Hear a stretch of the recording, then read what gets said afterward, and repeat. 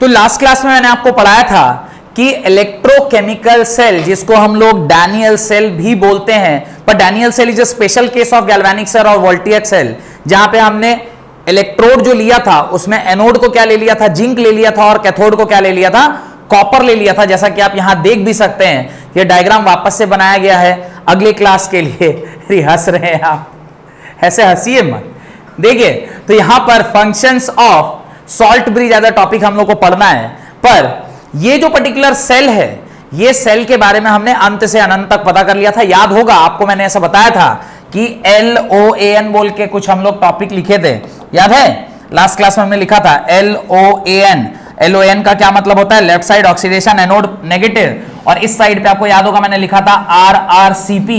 RRCP का मतलब होता है right side reduction cathode positive. खैर, अब हम लोग इसके बाहरी ऑब्जर्वेशन और जो जो किस चीज से बना हुआ है वो सब पढ़ लिए थे। आज हमें स्पेसिफिकली किसके बारे में पढ़ना है? इस सॉल्ट ब्रिज के बारे में पढ़ना है कि ये सॉल्ट ब्रिज क्या है। तो सबसे पहले लिखिए salt bridge. A salt bridge is an inverted U-shaped glass tube. A salt bridge is an inverted U-shaped glass tube.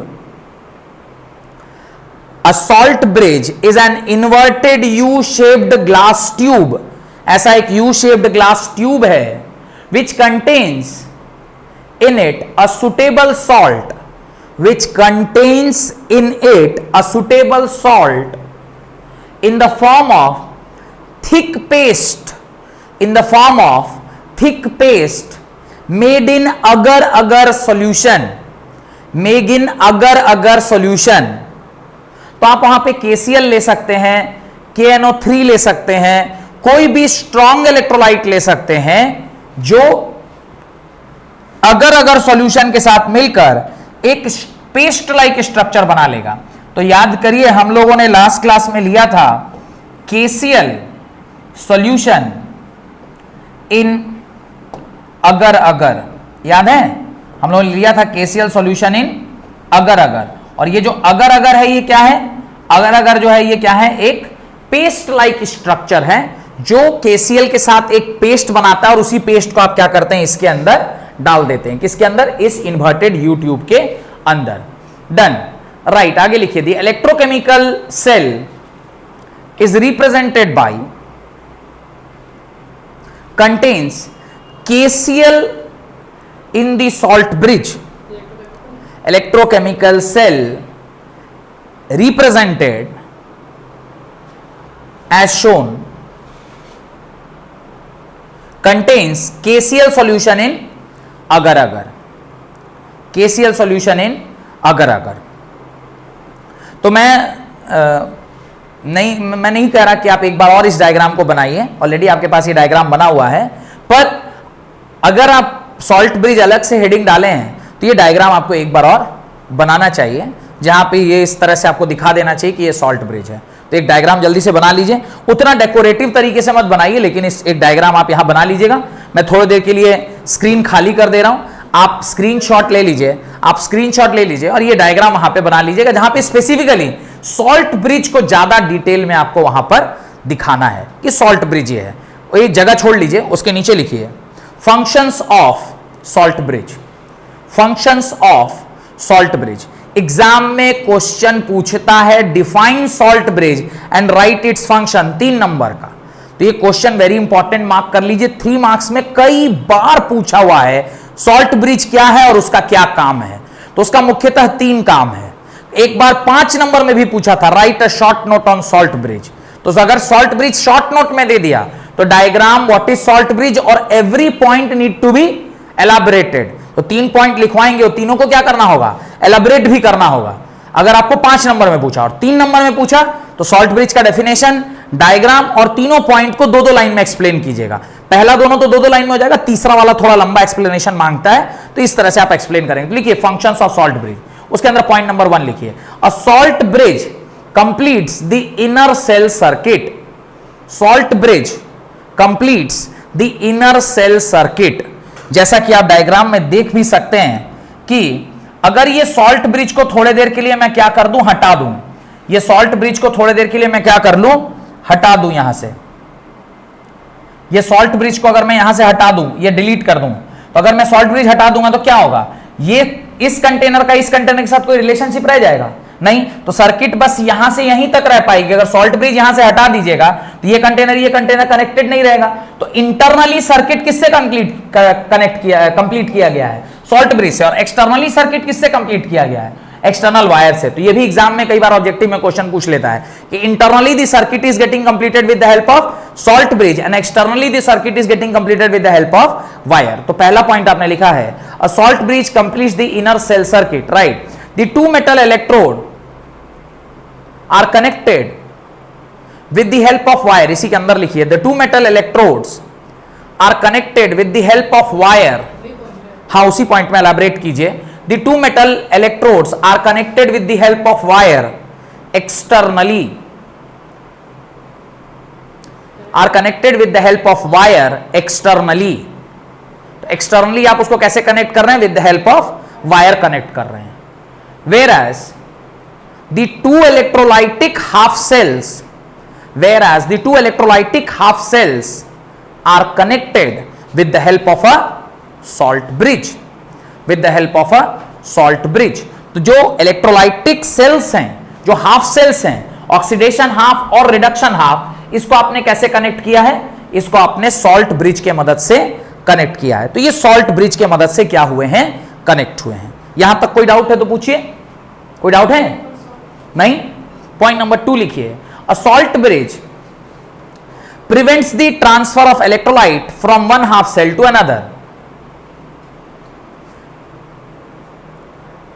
The salt bridge prevents the transfer of electrolyte from one half cell to another. कैसे, ये जो अगर solution है, ये जो अगर paste है, ये पेस्ट चूंकि थिक सॉलिड नेचर का है, और अगर ये थिक सॉलिड होगा तो इधर का लिक्विड इधर लाने देगा या इधर का लिक्विड इधर आने देगा।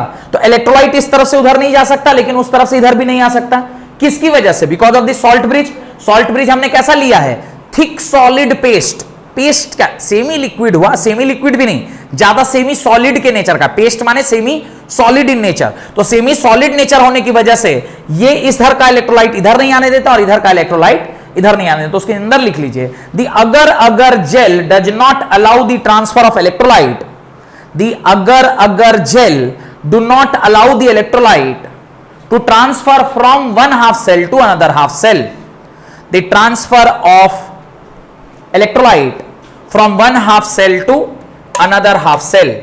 The transfer of electrolyte from one half cell to another half cell. तो एक हाफ सेल से दूसरी हाफ सेल में उसका जो ट्रांसफर है वो संभव नहीं है। बट क्या ट्रांसफर कर सकता है, तो लिख दीजिए but only ions can get transferred from one half cell to another.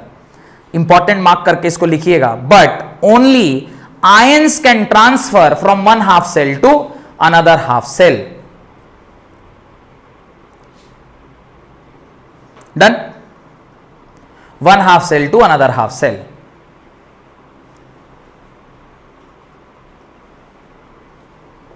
यहां तक कोई डाउट? ये बात को अंडरलाइन कर लीजिएगा कि आयंस जो है वो एक जगह से दूसरे का ट्रांसफर हो सकते हैं, पर इलेक्ट्रोलाइट इधर से उधर ट्रांसफर नहीं हो सकता। Third point, liquid junction potential. लिखिए minimization of liquid junction potential. Point number 3, minimization of liquid junction potential. Minimization of liquid junction potential. Liquid junction potential क्या होता है, जब कभी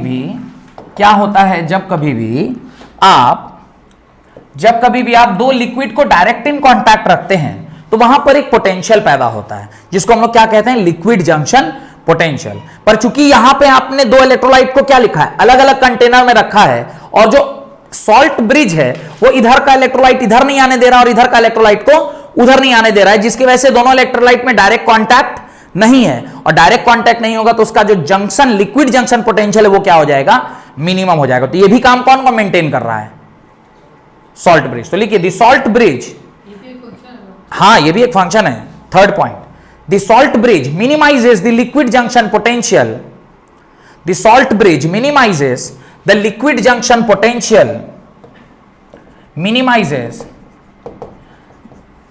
द लिक्विड जंक्शन पोटेंशियल, जिसको LJP भी बोलते हैं, liquid junction potential, liquid junction potential, minimizes the liquid junction potential at the two solutions, at the two solutions by preventing their mixing, by preventing their mixing, उसके mixing को prevent कर देता है. And last and the most important point, fourth point, a salt bridge maintains the electrical neutrality, very very very important. Exam में अलग से भी 3 number का एक सवाल पूछा जा सकता है, how does the salt bridge maintains the electrical neutrality. तो ये इलेक्ट्रिकल न्यूट्रलिटी का अलग से भी 3 नंबर का क्वेश्चन पूछ सकता है, और पूरे सॉल्ट ब्रिज में तो पूछा ही जा सकता है, तो अलग से लिख लीजिए, very very very important. A salt bridge maintains the electrical neutrality of the electrolyte in the two half cell. The salt bridge maintains the electrical neutrality of the electrolyte in the two half cells. Electrical neutrality of the electrolyte in the two half cells. ये बहुत important, इसको ध्यान से समझिएगा. मैंने last class में आपको बताया था, अगर आपको ध्यान हो, कि यहां पर चूंकि ये जो जिंक है ये टूट रहा है, चूंकि ये जो जिंक है ये क्या हो रहा है, टूट रहा है, और जिंक टूटेगा तो यहां पर किसका कंसंट्रेशन बढ़ेगा, Zn2+ का कंसंट्रेशन बढ़ेगा. यहां किसका कंसंट्रेशन बढ़ेगा, Zn2+ का. Zn2+ का अगर कंसंट्रेशन बढ़ रहा है तो यहां पे कौन सा चार्ज बढ़ रहा है, पॉजिटिव चार्ज की नेगेटिव चार्ज. Zn2+ का कंसंट्रेशन बढ़ा तो इसके अक्रॉस नेगेटिव चार्ज ना पैदा होते चला गया, कि Zn2+ तो सॉल्यूशन में चला गया, तो इसके पास कौन सा चार्ज पैदा हो गया, इसके करीब कौन सा चार्ज पैदा हो गया, नेगेटिव चार्ज. यानी यहां पे Zn2+ +2 इलेक्ट्रॉन, यानी इलेक्ट्रॉन्स की संख्या क्या होती गई, बढ़ती चली गई. वेयरएज यहां पे क्या होगा, कॉपर 2+ 2 इलेक्ट्रॉन को क्या कर लेगा, गेन कर लेगा, और किसमें कन्वर्ट हो जाएगा, सॉलिड में कन्वर्ट हो जाएगा. तो यहां पर क्या होगा, चूंकि इलेक्ट्रॉन्स की संख्या कम होती जा रही है, तो यहां पे कौन सा चार्ज डेवलप हो जाएगा, पॉजिटिव चार्ज, और यहां पे कौन सा चार्ज डेवलप हो जाएगा, नेगेटिव चार्ज. ये बात समझ में आ रहा है. तो अगर ये सॉल्ट ब्रिज नहीं होता तो क्या होता, एक सेल आपका पॉजिटिवली चार्ज हो जाता और एक सेल आपका नेगेटिवली चार्ज हो जाता, पर ऐसा हो नहीं रहा है. तो कोई तो ऐसा होगा जो ये कार्यक्रम कर रहा होगा, जो इसको मेंटेन करने की कोशिश कर रहा होगा. तो लिखिए, फिर समझाता हूं. Right, when a cell works, the electrons are released from the anode in the oxidation half cell. When a cell works, the electron are released from the anode in the oxidation half cell,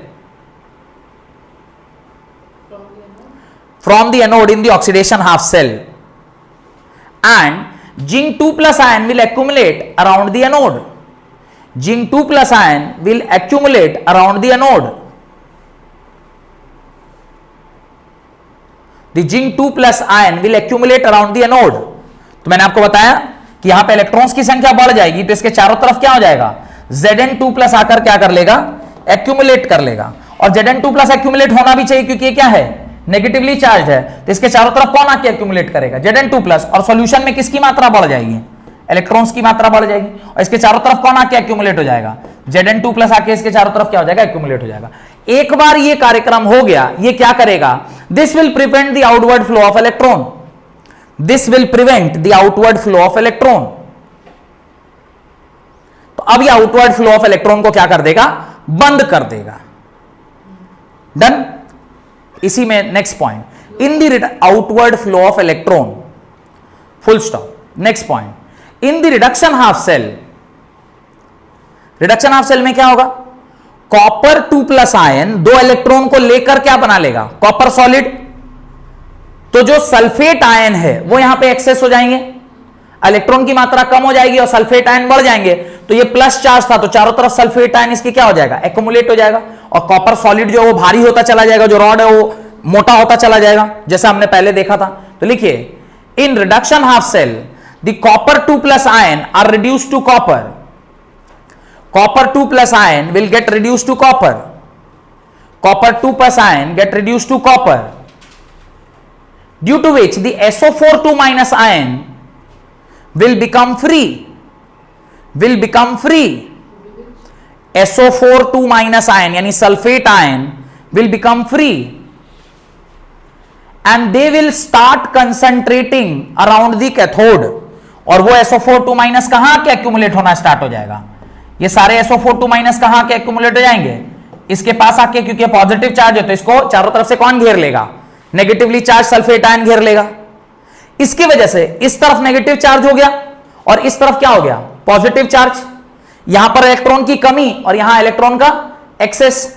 अब अगर ऐसा होगा तो ये container positively charge हो जाएगा और ये कंटेनर नेगेटिवली चार्ज। लेकिन यहां जो KCl प्रेजेंट है, ये KCl क्या करता है?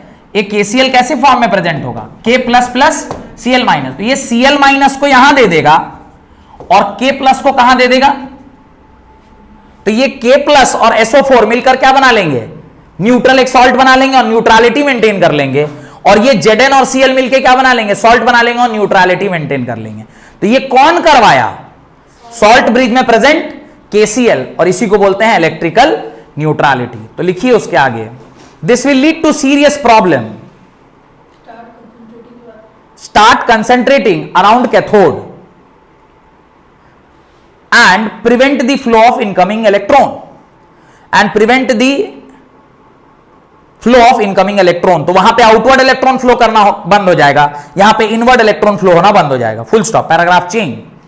This will lead to serious problem because electron are not in position to leave anode और दी कैथोड। अब क्या हो गया? एक जंग माने एक वहां पे रुकावट आ जाएगा कि फर्दर अब ना इलेक्ट्रॉन इधर फ्लो कर रहा है ना इलेक्ट्रॉन इधर फ्लो कर रहा है।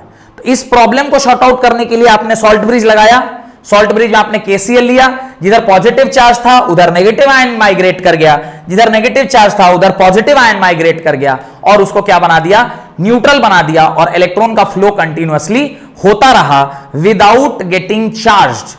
और इलेक्ट्रॉन जो आपका सेल है वो क्या हो गया? इलेक्ट्रिकली न्यूट्रल हो गया। This will lead to serious problem because the electron are not in position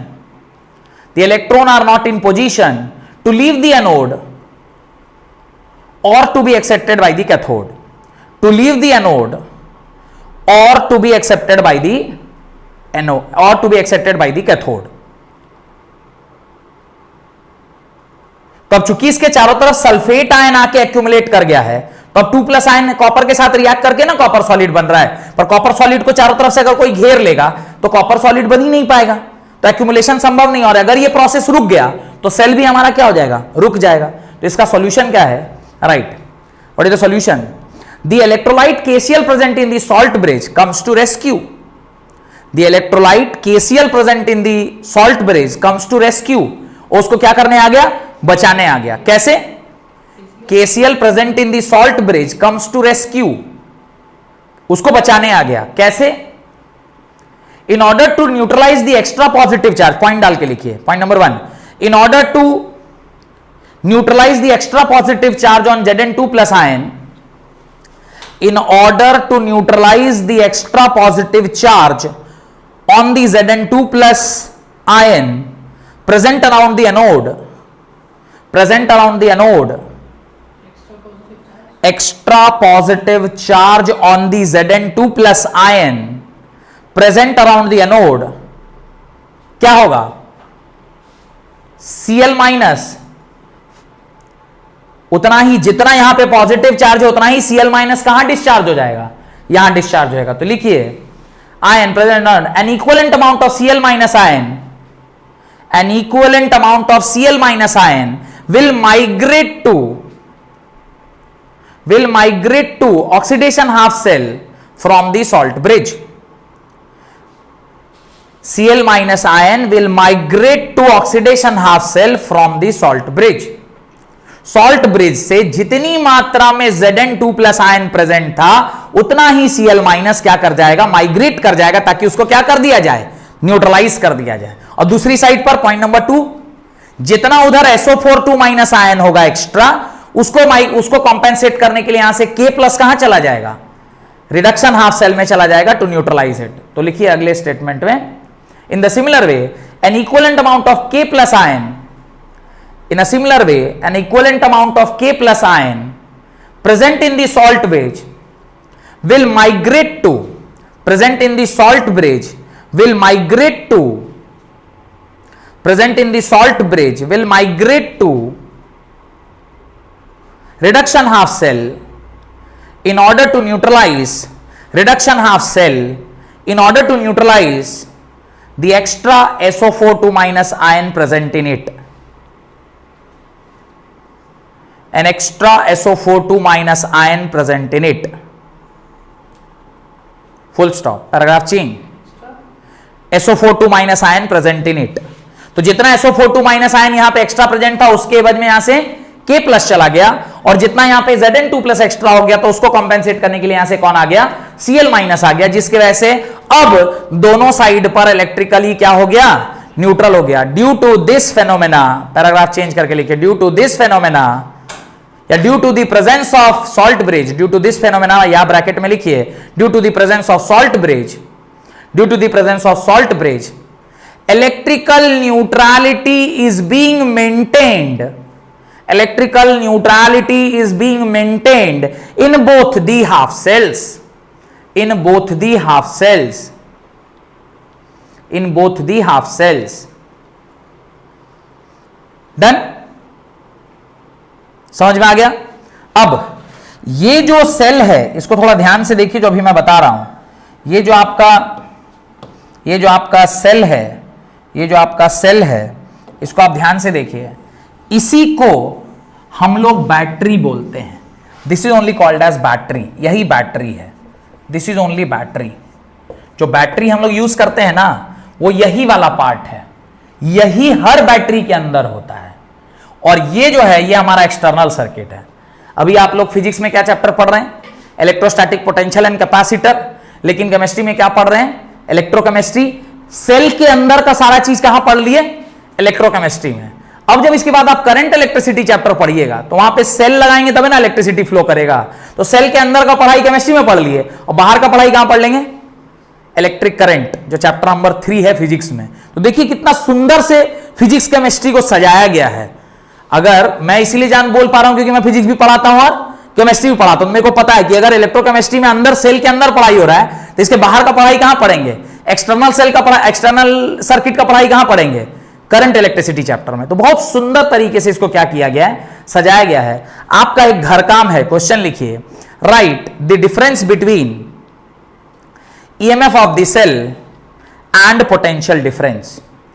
right the difference between EMF of the cell and potential difference.